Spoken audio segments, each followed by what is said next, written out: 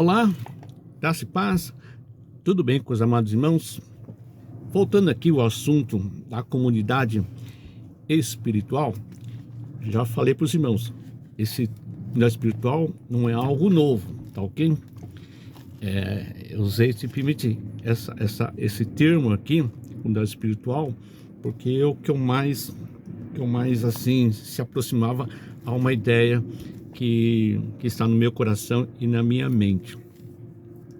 Tudo começou através de pesquisas que eu tenho feito já há 2 anos, tá procurando aí alguma resposta para algo que Deus falou comigo antes da pandemia, né? Um pouco antes da pandemia, né?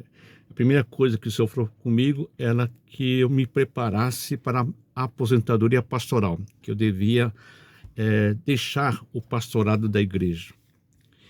Lógico que isso, quando Deus falou comigo, contei com minha esposa, e ela falou que talvez seria o meu período sabático, né? Eu já pensei em descanso, até comprei chinelos havaianas para pôr pensando na praia. Minha esposa já começou a pensar também em construir. Nós estamos ainda nessa fase da construção, que a coisa no começo foi tudo bem, mas agora deu uma parada, já faz quase 1 ano e pouco aí que não vai para frente a construção. Nós pensamos que nós estávamos sendo aposentados pelo Senhor para usufruir os últimos anos de vida que nós temos aqui na terra. Então nós planejamos morar no litoral aqui de São Paulo.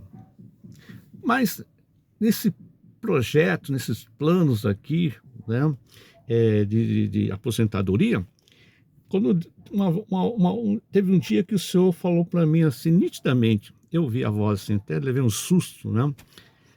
A voz dizia assim: crie um Gozen. Aí eu falei, caramba, criar um Gozen? Que raio de Gozen é isso? Qual o significado de Gozen? Lógico que eu procurei respostas na Bíblia, que fala sobre Gozen, livro de Gênesis. É o local destinado a Jacó e seus filhos pelo faraó. E a Bíblia diz que Gozen era a melhor terra do Egito. Veja só, né?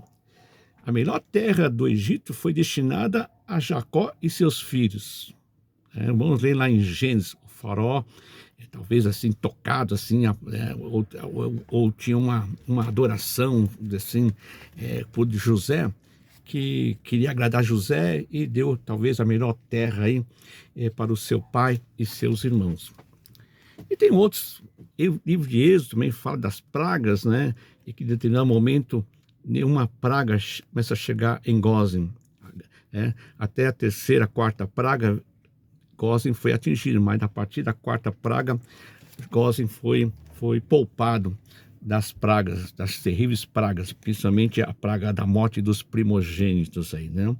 Mas também perguntei aos meus pares, aos meus amigos pastores, o que eles entenderiam se Deus lhes dissesse para criar um Gozen. E Gozen, para eles, era um lugar de refrigério.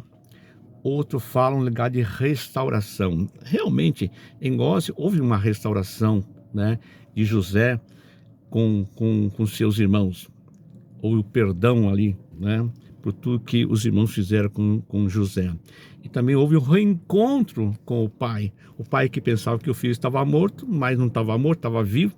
Então ali foi um momento de muita alegria, quando o velho Jacó encontra o seu filho que ele achava que estava morto. Então é um lugar de alegria, um lugar de regozijo, um lugar de encontro.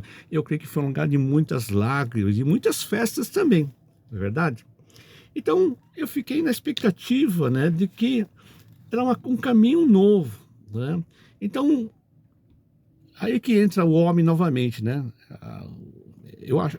Então Deus começou a abrir novos caminhos. Deus começou a fortalecer, desenvolver, crescer o Ministério Missão de Nikkei, principalmente lá no Ceará e no Nordeste.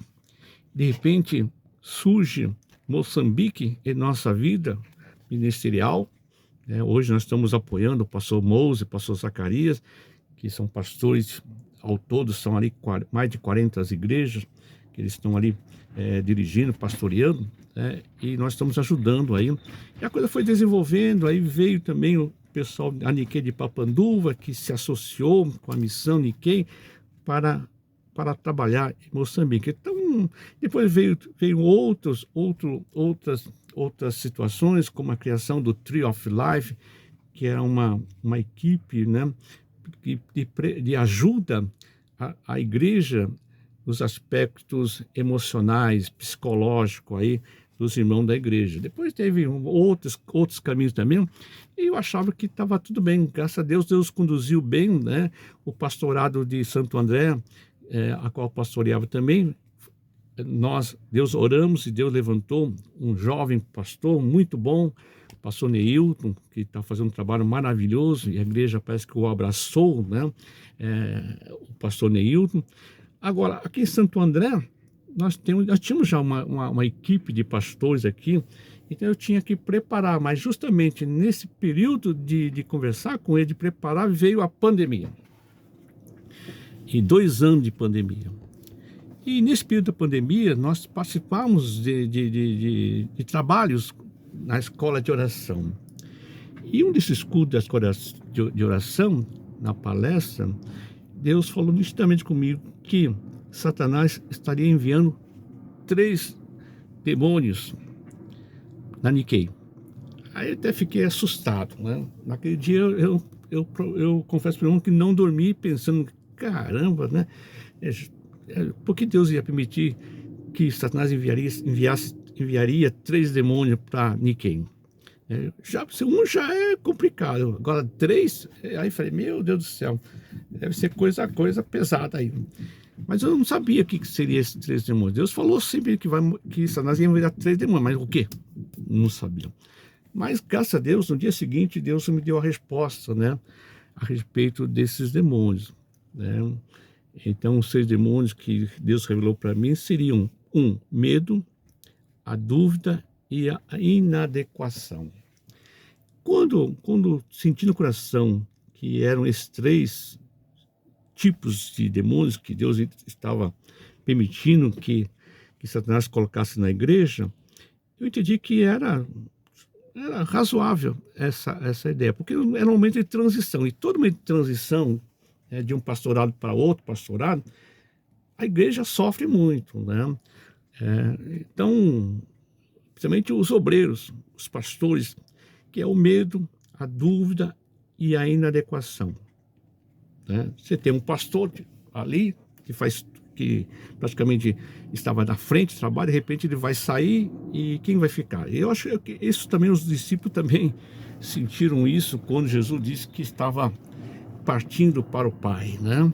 Então, Getsemane é a prova da dificuldade que os discípulos tinham, que nem conseguiam orar com Jesus, né? Ficaram dormindo lá, enquanto Jesus estava naquela agonia, orando ao Pai naquele momento difícil ali, de decisão na vida de Jesus, no ministério de Jesus Cristo. Eu tinha que trabalhar, mas não sabia como trabalhar. Eu vi que quando eu comentei que estava me aposentando, que ia colocar uma liderança, houve ali, né, uma situação, né, difícil para os pastores e os presbíteros da igreja.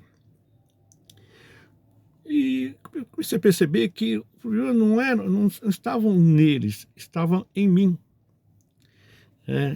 Eu não estava sabendo conduzir adequadamente aquelas pessoas. Então, eu coloquei vários livros na frente dele, como Igreja Saudável, Mark Dever, e um monte de outros livros aí, a Igreja da Família, do pastor Carlito Paz, mas não ia para frente. A coisa não se juntava com uma massa assim, parece que não havia mistura. Eu falei, meu Deus do céu, o que seria isso aqui? Como a missão estava crescendo muito, desenvolvendo muito, eu comecei a me desviar um pouco aqui da questão da igreja. Deixei eles à frente, eu acho que talvez me ausentando, eles tomariam a rédea assim, mas não foi assim que aconteceu. Então, no último ano agora, o ano 2023, Deus foi me perturbando. E um dos textos aqui que eu gostaria de compartilhar com os irmãos, que começou a nortear, a clarear um pouco o meu pensamento, a criação de uma comunidade espiritual dentro da igreja. Não é algo novo, tá? Mas é um pensamento, né? Eu me baseei aqui no texto, capítulo 2 de Atos, verso 42. A minha tradução é a NVI, tá bom, irmãos? Não sei qual é a tradução bíblica do irmão. Na minha tradução diz assim, 42, capítulo 2 de Atos 42. Aqui o subtítulo aqui, na minha Bíblia, é Comunhão dos Cristãos. Eles se dedicavam ao ensino do apostolado e à comunhão, ao partir do pão e às orações. Todos estavam cheios de temor e muitas maravilhas e sinais eram feitos pelos apóstolos. Os que criam mantinham-se unidos e tinham tudo em comum, vendendo as suas propriedades e bem, distribuíam a cada um conforme a sua necessidade. Fixe bem aqui no verso 42 e 45. Os que criam mantinham-se unidos e tinham tudo em comum. A tal ponto, né, segundo o verso 45, que quando aquela comunidade via um membro ou alguns membros passando necessidade, essa comunidade vendia os seus bens e propriedades para preencher a necessidade daqueles que estavam passando por dificuldades. Eu acho isso maravilhoso. E isso que me deu, né, a visão. Puxa vida, será que isso é possível no dia de hoje? Isso seria uma comunidade que eu chamo de espiritual. Todos os dias, segundo aqui o verso 46, eles continuavam a reunir-se no pátio do templo, porque não tinha igreja como nós temos hoje. Reuniam-se em casas e lá nas casas partiam o pão. E a Bíblia diz aqui no verso 46 que juntos participavam das refeições. Que refeições aqui eu creio que é esse arroz, feijão, né? Festas que a gente faz aqui de vez em quando na igreja, com alegria e sinceridade de coração. Eu comecei a meditar nisso aqui, né? E a igreja crescia, porque o Senhor acrescentava mais pessoas, mais gente naquela comunidade. Então formava uma comunidade cristã, a comunhão dos cristãos, a união, né? Tudo em comum. A primeira lição que eu extraio aqui, que tudo isso foi possível pela presença do Espírito Santo. Nos textos anteriores, que é o famoso texto do Pentecoste, o Espírito Santo veio sobre os discípulos, Pedro vai lá e começa a pregar, e as pessoas foram acrescentadas, 3.000, depois 5.000 e assim por diante. Então, baseado nesse texto aqui, eu pensei, será que é possível formar uma comunidade espiritual como esta aqui, no livro capítulo 2? E comecei a trabalhar. Até conversei com a minha esposa, ela disse, Sérgio, esse seu pensamento é uma utopia. Lógico, quando ela falou que era uma utopia, eu adivinha como eu virei, o Satanás entrou em mim lá e falei, meu Deus do céu, eu fiquei com até repreendi ela, dizendo, mas como assim utopia? Está na Bíblia, né, utopia. Mas eu entendi o que ela quis dizer, né? Está falando que isso era um sonho difícil, um sonho complicado, né? E como colocar isso em prática? Aí que está o problema, como colocar em prática. E trabalhando aqui, trabalhando lá, né, que seria uma comunidade espiritual, né, eu comecei a basear no texto dos mandamentos, né, não dos 10 mandamentos. Um novo mandamento vos dou, né, disse Jesus, que ame a Deus de toda a sua força, do seu coração, do seu entendimento. Esse é o primeiro mandamento. O segundo mandamento é amai uns aos outros como vos amei, né? Amar aos outros como a si mesmo, também diz algumas traduções bíblicas assim, né? E comecei a trabalhar nesse ponto, né? O que seria amar a si mesmo e amar os outros. Então sabemos que nossa igreja aqui, ela é uma igreja de pessoas imperfeitas, porque todos nós somos pecadores. E comecei a observar que também essa comunidade perfeita, que está no livro Atos 2, começou a sofrer uns ataques. Aí lembrei que existe um inimigo, Satanás. Satanás, ele acha que ele não pode ver uma comunidade perfeita. Lá em Gênesis, Deus criou uma comunidade perfeita, o homem e a mulher. Então Deus disse que eles seriam uma só carne. Uma só carne, para mim, não seria apenas um casamento, como muitas pessoas se referem, porque eu acho que isso seria limitar, né, o plano de Deus, os desejos do Senhor. Eu creio que uma só carne, ela é reforçada quando Jesus, lá em João capítulo 17, no verso 21, então aqui ele ora por todos os crentes. No verso 20, Jesus disse: a minha oração não é apenas por eles, rogo também por aqueles que crerão em mim e por meio da mensagem deles, para que todos sejam um. Pai, como tu está em mim e eu em ti. Preste atenção aqui, para que todos sejam um. Pai, como tu está em mim e eu em ti, isso é, como Jesus e o Pai são um só, então a oração de Jesus é que todos sejam um como Jesus era um com o Pai. Que eles também estejam em nós, para que o mundo creia que tu me enviaste. Então, aqui está a oração de Jesus Cristo, que mostra, né, o plano de Deus ao criar o homem e a mulher, que eles fossem um homem e mulher, um com Jesus e assim também com o Pai. Mas quem atrapalhou o plano ali? Novamente, Satanás. Ali numa forma de uma serpente ali, que introduziu ali um erro. Eu creio que se Adão tivesse só dizendo assim, Senhor, errou, né? O problema é que ele não culpou somente a Deus, ele culpa também, aponta o dedo para Eva. Aí, né, que é o problema da humanidade. O dedão sempre apontado para o outro. Essa é uma tática de Satanás. Então, se nós somos uma igreja de pecadores, mas salvos pela graça, mas pecadores, salvos, mas continuamos ainda, né, pecadores, é ali que o diabo vai começar a apontar, ali, no dedão. O primeiro dedo que Satanás vai apontar, que está aqui no Atos capítulo 6, é a necessidade, né, das mulheres, que é chamada aqui, né,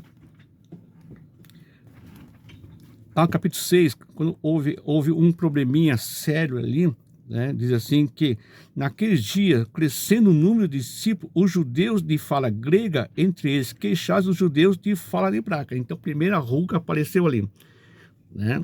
Então, o primeiro senãozinho apareceu ali, o primeiro sujeirinha de Satanás aparece ali. E segundo aqui, a diferença entre o judeu da fala grega e os judeus da fala hebraica é que, primeiro, os helênicos, que são os judeus de fala grega, apontaram para si. Eu tenho necessidades. E as minhas necessidades não estão sendo preenchidas.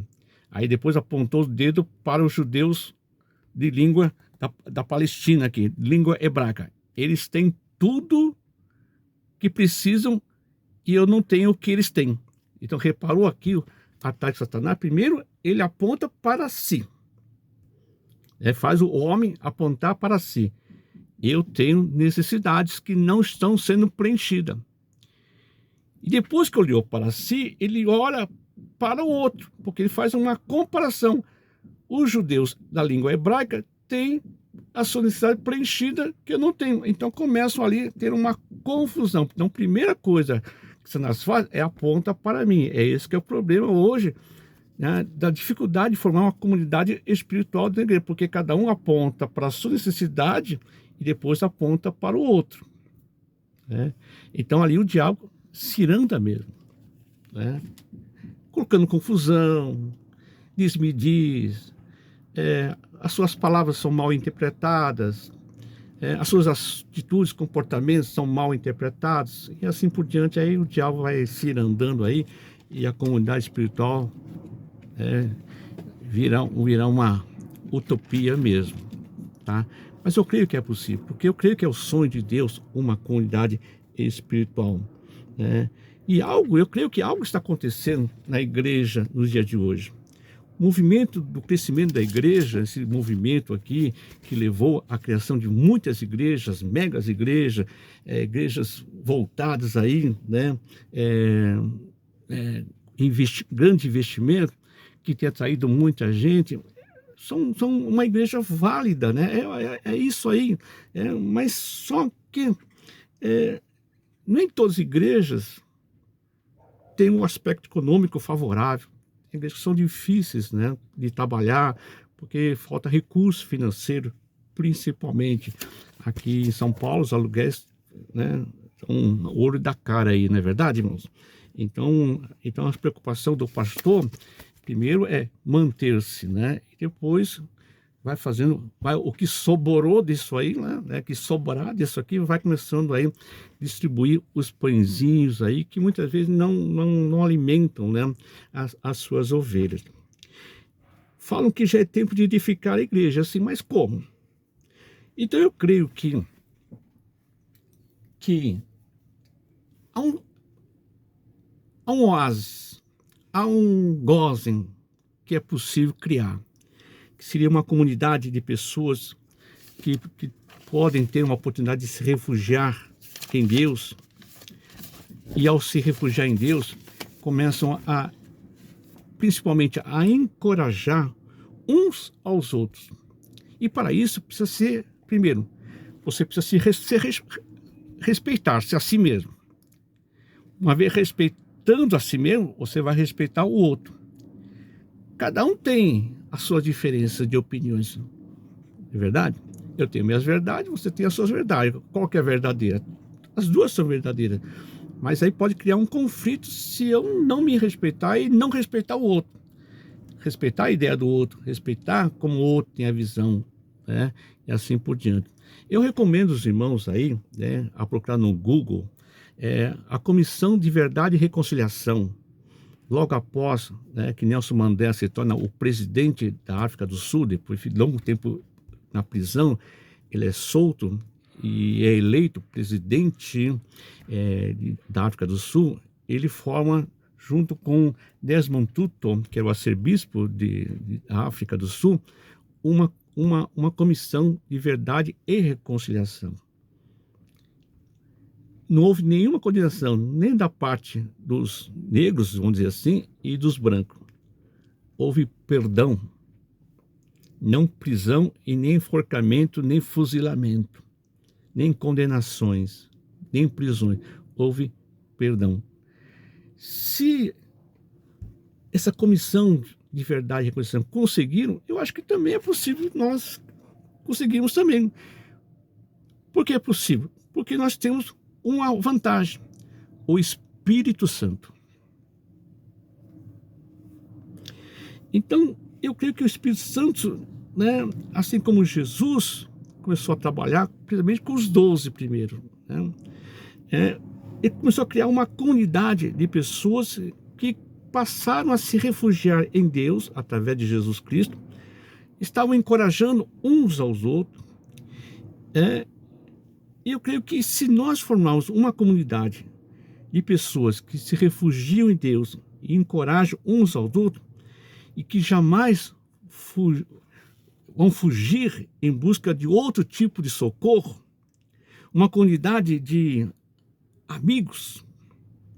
Jesus disse: não vos chamo mais de servos, mas de amigos. Uma comunidade de amigos que saibam que a única maneira de viver neste mundo é se dedicando à vida espiritual, à nossa vida com Deus e com os outros.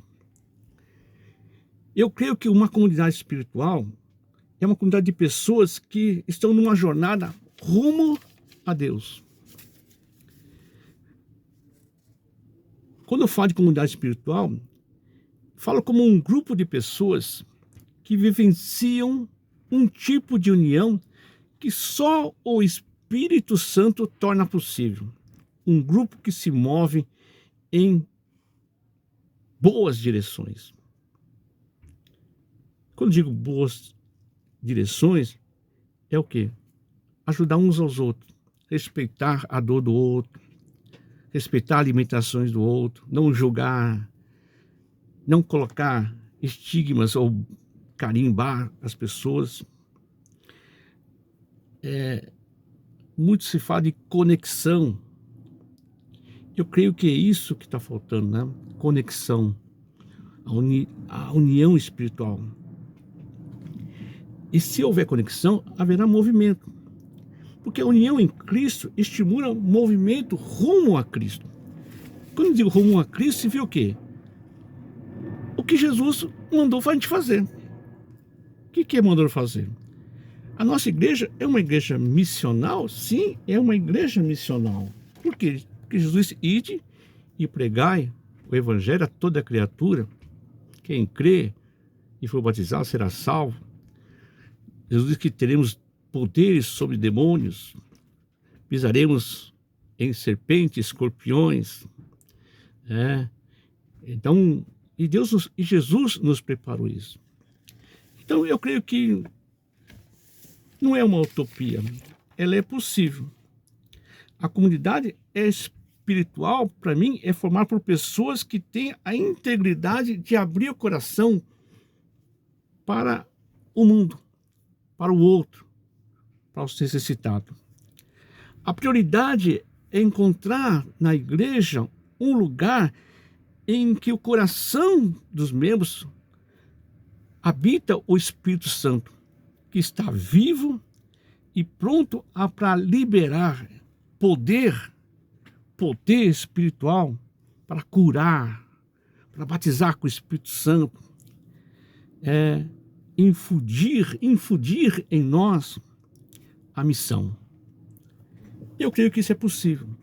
Mas para que isso aconteça, para que haja realmente uma comunidade espiritual, é preciso começar com uma pessoa. Deus começou o seu sonho de uma comunidade espiritual com uma pessoa que Ele enviou aqui na terra, primeiramente no ventre de uma mulher chamada Maria, e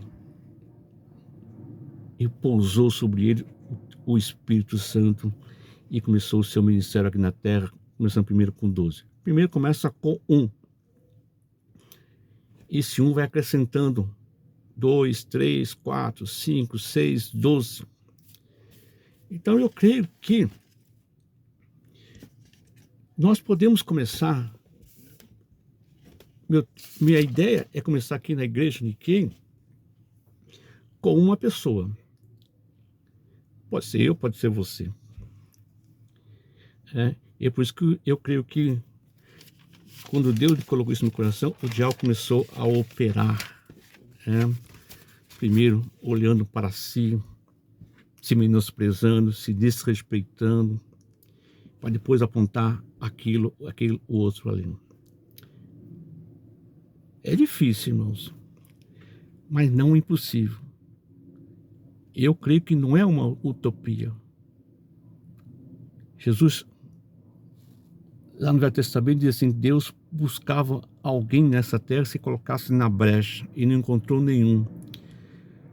Mas hoje, não há desculpa para nós, igreja, que tem o Espírito Santo habitando dentro dele. Não há desculpa. O Espírito Santo nos leva a colocar na brecha. É por isso que trabalhem, pensem, me ajude aí, coloque ideias para mim aí. O que você entende por uma comunidade espiritual? Será que é possível isso? Uma igreja em que todos se respeitam um ao outro, não julga, não condena, está sempre disposto a ajudar um ao outro. É isso que está no meu coração. Eu creio que seja isso que Deus quis dizer comigo ao criar um Goze. Se eu vou chegar a ver esse sonho, não sei. Pode ser um sonho de verão, mas no meu coração não é um sonho de verão. Para mim é real. E falei para o Senhor, estou disposto a ir até o fim. Não sei se vou ver. Abraão não viu a terra prometida. Moisés só olhou, só viu de longe. Eu espero, né, ver com meus olhos uma comunidade espiritual. Ok, irmãos? Olhem por nós, como também estamos orando por vocês. Pense nisso aí, você pastor, presbítero aí, na liderança do trabalho. Veja como o diabo já entrou no nosso meio aqui, causando divisão, separação, mas não devemos olhar para trás, mas olhar para frente, porque se diz, aquele que olha para trás não é apto do Senhor. E um texto que me chamou a atenção aqui, que está em Isaías 43, que talvez possa valer para hoje também, para mim agora, nesse momento. Uma coisa que me tocou aqui foi essa palavra aqui, Isaías 43, verso 16. Assim diz o Senhor, aquele que fez um caminho pelo mar, uma vereda pelas águas violentas, que está falando do Mar Vermelho, que se abriu ali, né, quando Israel saiu do Egito, que fez sair junto os carros e os cavalos, o exército e seus reforços, e eles jazem ali para nunca mais se levantarem, exterminados, apagados como um pavio. Então aqui Deus, né, através do profeta, está lembrando Israel, Judá, Benjamim, né, as tribos do norte, as tribos do sul, o que Deus havia feito antigamente. Então aquela visão dos milagres do Senhor, aquela algo sobrenatural da saída do Egito para a terra prometida, está muito firme, muito gravado na memória do israelita. Então Deus cita novamente. Então veja só, o povo está ouvindo e o povo está relembrando o que Deus fez. Aí de repente vem uma pancada aqui, ó, verso 18. Esqueçam o que se foi. Como assim? Deus está fazendo assim, tudo que eu fiz para vocês lá, desde o Egito, libertação do Egito, esqueçam tudo. Esqueçam das codornizes, esqueçam dos 40 anos no deserto, esqueçam tudo, esqueçam os milagres, esqueçam. Não vivam do passado. Aí eu falei, meu Deus do céu, né? Foi uma pancada. É como diz assim, esqueçam o que eu tenho dito para vocês sobre o Goze. Não tente, não sei se é a palavra certa, manipular o Goze. Veja o que estou fazendo, uma coisa nova. Goze é apenas um termo para dizer que Deus vai fazer coisas novas. E já está surgindo. Eu creio que seja a comunidade espiritual. Goze já era. Goze me levou a pesquisar. Mas eu vejo aqui uma coisa nova que o Senhor está fazendo. Porque se nós vamos morar lá no céu, temos que começar agora aqui, certo? A vivenciar esses céus. Amém, irmão? Deus abençoe. Fique na paz.